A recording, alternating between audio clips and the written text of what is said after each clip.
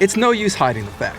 Alien's Fireteam Elite gets extremely challenging when you get into the endgame, but you'll never get there unless you have a plan of attack. You wouldn't think a horde-based shooter would have that much to do in the ways of class builds, but that's where you'd be wrong. What's up friends, it's Livid here, one half of the team behind Legacy Gaming, and today we're here to bring you our endgame Demolisher build, so you know what playstyle, weapons, and perks will help you tackle the most challenging content in the game most effectively.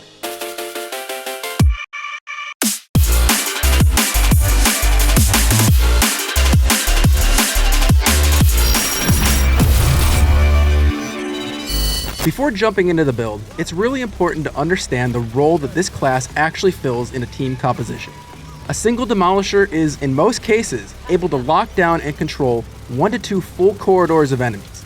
Because of the nature of the heavy weapons it can carry, boasting the largest ammo reserves in the game, auto enemy tracking, and even AoE explosive ordnance, rank and file enemies all the way up to special enemies melt under sheer firepower that this class brings.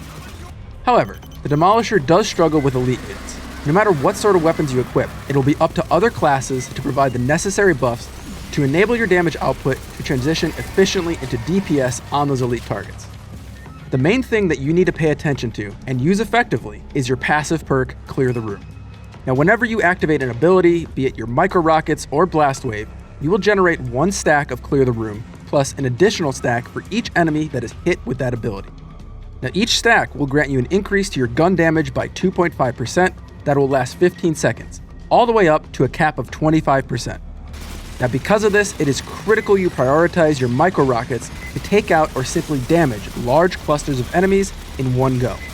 Now this will generate max stacks of Clear the Room almost every single time, which will make your large ammo reserves more effective when you have to use less bullets to kill targets. Sure, you can use your rockets for that little bit of burst damage that you need to use in a pinch against an elite target, but more often than not, you should be trying to maintain your 25% damage buff at all times. Now Blast Wave can also aid in this, but the real purpose of this ability is to provide your team with that much needed CC against the more menacing targets.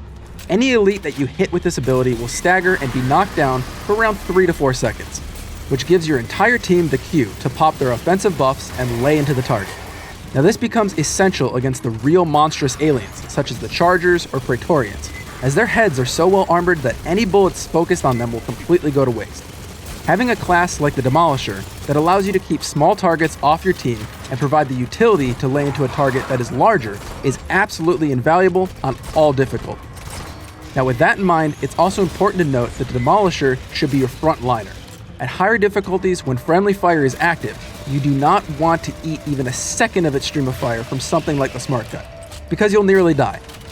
Also, keeping the Demolisher up front, but close enough to an ammo box, allows them to get the best visual on large clusters of targets, which also keeps them in your line of sight for when their blast wave goes off.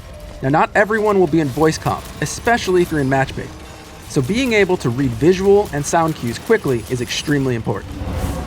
With that out of the way, let's get into the meat of the build. And what better way than by giving you our preferred weapon options, and for the Demolisher, you have both a rifle slot as well as a heavy slot. Now for the rifle slot, I heavily recommend the M42A3 sniper rifle, mainly because at distance, your damage severely falls off against tankier targets, and elites for the most part shrug off your heavy weapon. The M42A3 sniper rifle provides you with an insane 990 damage per shot, almost no damage fall off, and its perks at level 2 and 3 will provide you an additional 10% damage against weak points, the things you'll be aiming for anyway. Now for the attachments, we'll start with the muzzle slot. The tanker muzzle brake is easily the best choice here, as it will not only give you another 20% weak point damage, but also gives your weapon a 33% chance to briefly stun enemies on hit. That occurs only once every 15 seconds. Now in the instance that your blast wave is on cooldown and your team needs a momentary stun on an elite, a quick shot from this bad boy will chunk their health and CC them. Now the large magazine slot holds the very obvious choice of armor-piercing rounds. While it gives you an additional 30% magazine capacity, the real star of this attachment is the 25% damage against armored targets, which are essentially everything from warriors up. The last attachment slot is your large optics, and for here, my preferred choice is the digital scope. Now while it does give you a great spread of stats in the form of 20% more accuracy, 15% more weak spot damage, and 20% boost to handling, the real reason I prefer this is it's one of the only scopes that doesn't fully zoom you in. Now, when you're rocking a class that is meant to keep its eyes open on a large section of the map, and elite targets that are a threat to you will be up close, not forcing you to zoom in is one of the absolute best things to choose here. Now, if you want an alternate weapon for this slot that isn't as cumbersome as the M42A3 sniper rifle, I would recommend investing in the Twilight V4. Now, you can use all of the exact same attachments here for maximum effect, but you will have a much quicker rate of fire and be more forgiving with your shots. Now for the heavy slot. I am absolutely in love with the classic L56A3 smart gun. And my reason for this choice? This thing can single-handedly keep an entire section of the map locked down. Being able to auto-target enemies extremely quickly at higher difficulties where you can't really see the outlines anymore makes this one of, if not the best weapon for dealing with surging hordes of aliens. Maxing this weapon out at 4 stars is simply going to provide you with more effective range before your damage falls off, and more snappy aim assist for changing targets, so it's worth maxing out. First up is the muzzle slot, and honestly, this is one of the most flexible and up to preference slots there is. My personal choice is the extended flash hider, because it further reduces the fall-off damage penalty by giving you an additional 25% to your effective range. It also has an awesome passive perk that is one of the only ones without a hard cooldown timer.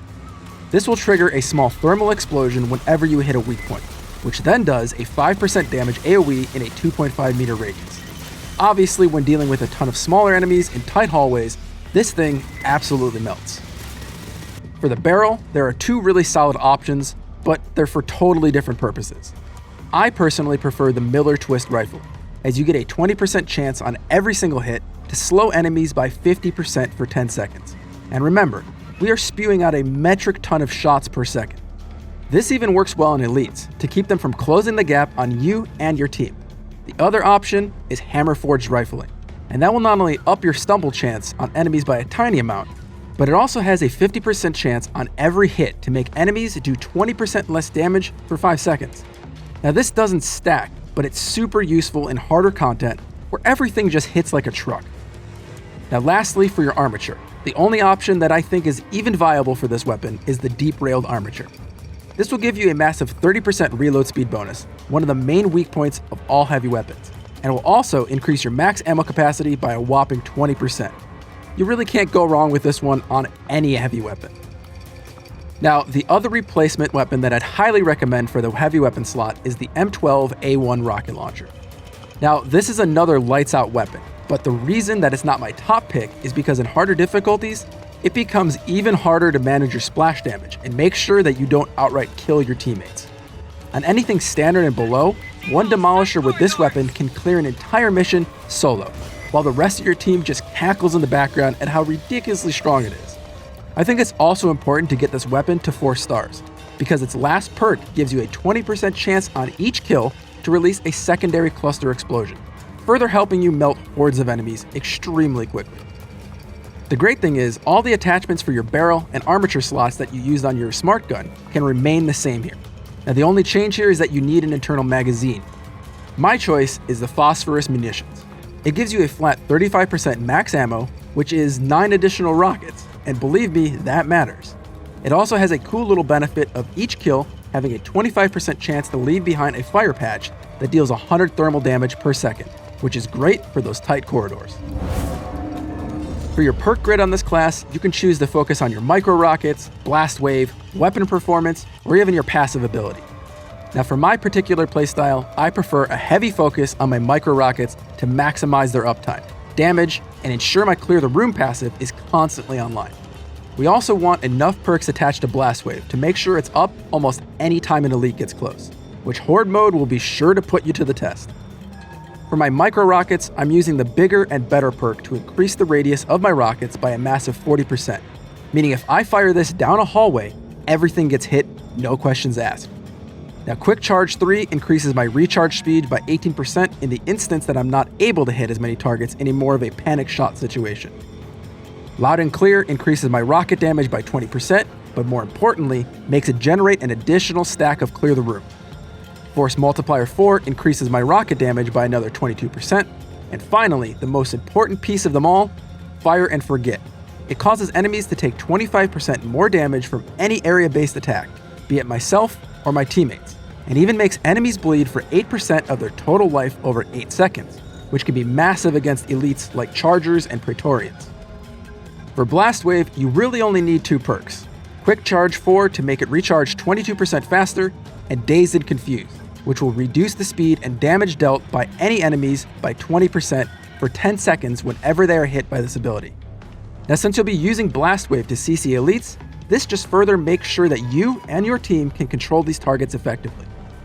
I also have Quick and Dirty attached to my Clear the Room passive that makes it so whenever Clear the Room expires, your cooldowns are reduced by 1 second for each stack that's lost. Now, if you're constantly maxing out your stacks, that's a whopping 10 seconds shaved off both your abilities. I also find that these last 2 perks are essential. Demolisher Heavy Training, while basic, gives you a 20% increase to your heavy weapons ammo and a 15% reload speed increase. A no-brainer. Now, the other perk, Down and Out, I personally think needs to be on every single class, but you only get it if you play the Demolisher and unlock it. Whenever a target is knocked or stunned, you deal 20% more damage to it. Since Blast Wave is baked into your kit, take full advantage of this. Now, this part will be brief. It's what consumables play really well with this class that you can bring into harder Hoarder mode runs and mission levels. Now, Cryo Grid gives you a large ring of CC that slows enemies by a significant amount, making both your weapons and your teammates able to sit back and fire on their targets with ease. Vulnerability Assessment Drones are my other choice, as when these are online, your entire team gets a 25% boost to weapon damage and range, making you hit harder from a safer distance. All their consumable choices, in our opinion, are really lackluster here, especially the sentry guns, that just seem to be heavily focused by the enemies and die immediately, even when smartly placed in levels. Last up, let's talk about team composition when you have a Demolisher occupying one of those slots. You're going to be up front, and your team will need to build around keeping you buffed and controlling the flow of enemies. In that regard, the Gunner is absolutely needed. What you lack in elite damage and extra CC, the Gunner makes up for it and complements you extremely well with its overclock ability. If you are looking for a build that works really well in tandem for the Gunner, make sure to check out our Aliens Fireteam Elite playlist for our Gunner build. The other class that I think works extremely effective in tandem is the Technician. For those instances where enemies are just getting a bit too close, the Technician provides excellent area control and close range burst damage. We also will have an excellent build for that class here on the channel, so don't miss it. And that about wraps it up, everyone. Our lights out endgame Demolisher build. If you have any questions, you know what to do. Leave us a comment in the section below. We do our best to answer each and every question we see, and we'd be happy to help you out as long as you ask the questions. If you enjoyed this video, we'd love some support. We're chasing our year-end goal of 150,000 subscribers. So if you love video games and you want more in-depth reviews and fresh content in your feeds almost every day, please consider hitting that thumbs up and subscribing to the channel. It's still the single best way to help channels like ours reach new audiences. We also invite you to join us on Discord. We've got a great community of around 7,000 members, so check out the link in the description below to join today. Finally, if you like everything we stand for here at Legacy Gaming and you want to support us a little bit more, you can now do so by becoming a member. For just a few bucks, you're helping evolve the channel and take our community to that next level. My name is Livid, and from everyone here at Legacy Gaming, thanks for watching, and play on.